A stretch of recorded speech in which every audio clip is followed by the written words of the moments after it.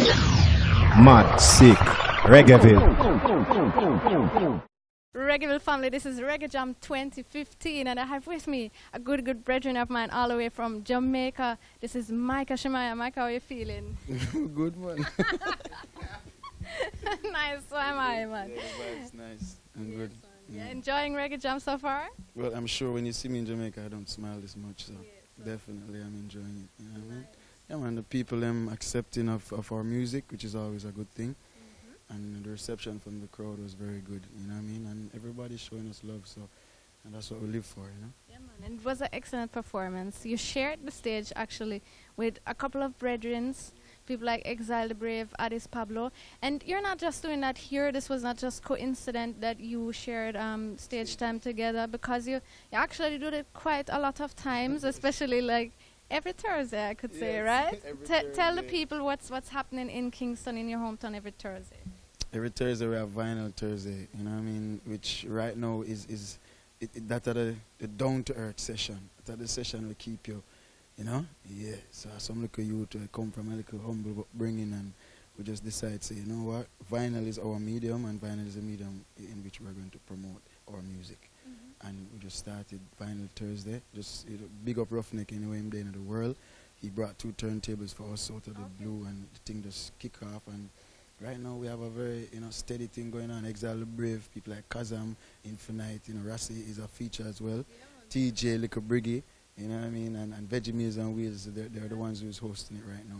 So, you know what I mean? Big vibes. And I tell you, in Jamaica right now, we, like probably 10 years ago, we were really in a dormant state in terms of the movement of not reggae music, because people see reggae dance all over the place, but roots, you know what I mean? And people who rooted into just living good and having a good levity. We don't need to rave to feel good, you know what I mean? So Vinyl Thursday brought that for us, Dub Club, Dub Wise, what the next one name? Dub School. I know we have Inner City Dub, Mad, Mad. Yeah, because down in the original place that, that are down in you know what I mean? And the gangster them there on and things still, but it mad. And the body safe, so you don't know that is, real vibes are going on yard, man, real vibes. And you know. Yeah, man, yeah, man. You know. What I appreciate a lot about Vinyl Thursday is also the fact that it comes across very natural. It's not like it's put up as a stage show kind of thing, but just anyone who wants to pick the mic, they just go up on the mic and ride a rhythm and stuff like that. Yeah, man. Yeah, man, love that, trust me. Man.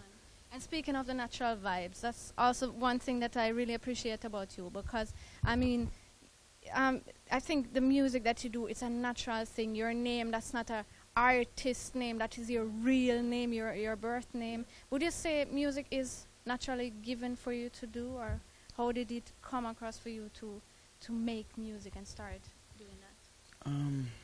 Well, inspiration, I mean, when I was growing up, I grew up in the 12th tribe.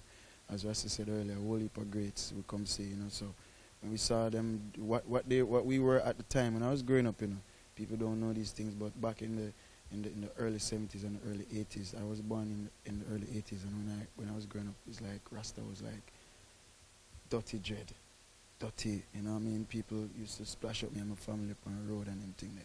The same banner I see Rassi, them thing there, that's what we wear, that's a banner, that we wear that to display the truth. Of our liberty, our faith. So when we do them thing back in the day, it's pure, disrespect and thing, from people who never understood what the power was about. You know what I mean? So we go through a whole, all of that, and then when we see now people like Freddie and Bob and Dennis and Mighty Diamonds, Israel Vibrations, when we see how them start affect the world, you know what I mean, with just the teachings of His Imperial Majesty and the guidance of the Prophet God, they were just inspiration. And music was obviously, it is natural to everyone.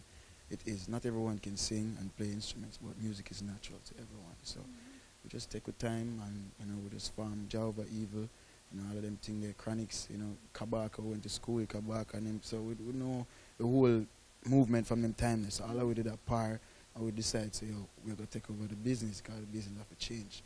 Corruption can't run our music business, So that is why we're here today, You're spreading that message, your conscious message with your music, but you also made a very conscious decision about the medium that you're spreading your music on, which is vinyl.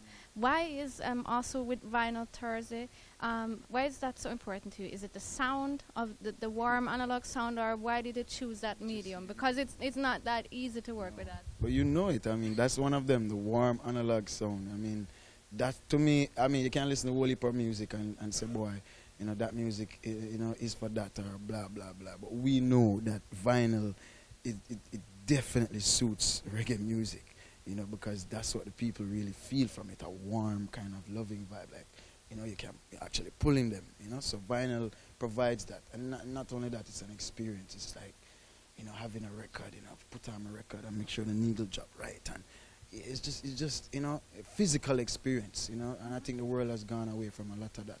You know, we're really now into the fast-paced thing. We're going virtual soon and all these things, you know, so. So, you know what I mean? We just say, boy, if we not try and preserve our little thing, you know, then we're going to move it and we're going to end up in a space because our music now go really, you know what I mean? Work out. We go up on iTunes right now. You know, no disrespect to iTunes and anybody's music, but we go up on iTunes right now. Our best artists right now out of our movement, our bridging, you know what I mean? Which is Chronix, who's chopping down the road. He's barely selling on iTunes, and so is everybody else barely selling. You know, and we see a lot of other genres selling in the millions. So these mediums are obviously promoting this type of music. So that's their medium. So vinyl, we used to sell millions of vinyls. So that's what we want to do right now. So help us to sell millions of vinyls. Yeah, man. But is it a challenge sometimes? I mean, do you actually press it in Jamaica, or how does a song travel from in the studio until it is finally on vinyl with the listener at home? Well, we pressed Dread at the Control in Jamaica. That was the first record we pressed because we specifically wanted it to have made in Jamaica on it and that authenticity, you know what I mean? So, but we found out that the press was actually using, you know, some bad wax, you know. So we actually had what do you call it now?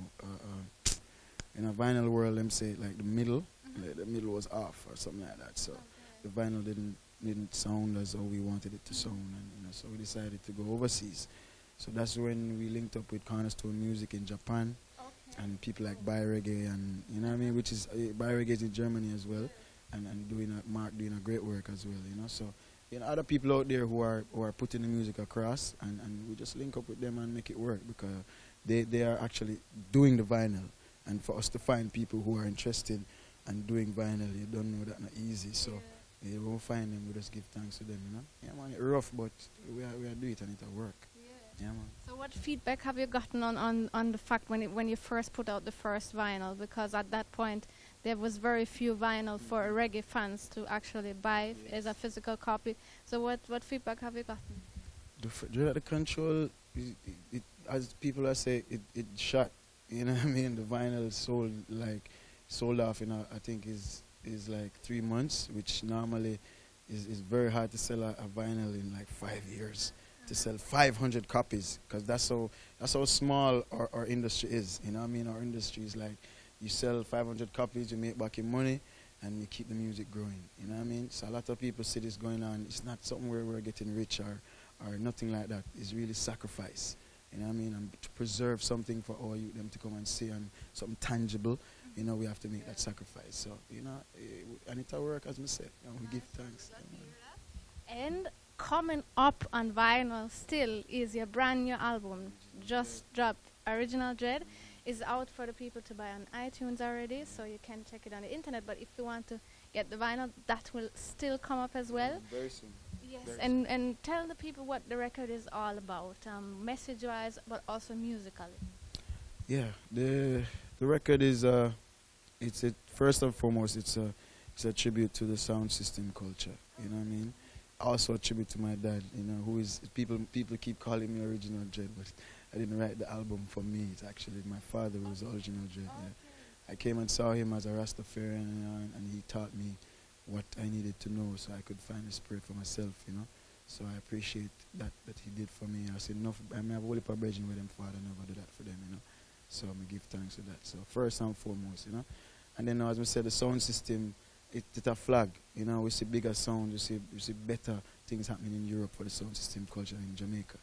You know, so we just make music specifically to enhance a certain point that is weak. You know what I mean? So we sit that week and we just say, all right, final, you know, and straight dub and roots and, you know, you don't know the original days of man like Tenor San. Yeah, man. So, yeah, man, that sound there, it, you know, so, yeah, man, we just stick to it. Alright. So, all the best for the Original Dread album, which is out now, so you can check that out online and then wait for the vinyl to come out. And, of course, all vinyl lovers, stay tuned to Micah Shemaiah's music because there's a whole lot more to come and there's a whole heap out already. Give thanks, Micah. Blessed love every time, and I'm glad. I'm for the interview, yeah? Yeah, and now it finally happened. And yes, at Reggae Jam in her own place. She should have done it in Jamaica. We're going to do one in Jamaica as well. Good girl and great, thank you so much. Thanks so much. Blessed love. Big up. Cool. Mad, sick, Reggaeville.